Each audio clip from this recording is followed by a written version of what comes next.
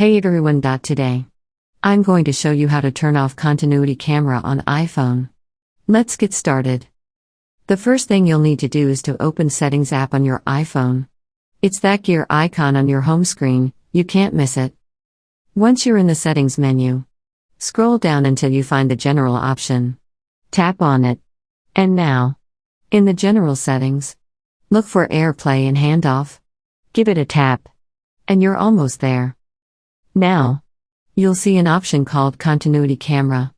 This is what's causing your iPhone to be the persistent webcam offer. Simply tap on it, and at the bottom, you'll find a toggle switch. Go ahead and switch it off.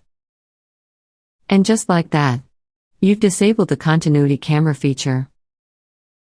If you found this video helpful, give it a thumbs up and subscribe to our channel for more tech tips and tricks. Thanks for watching.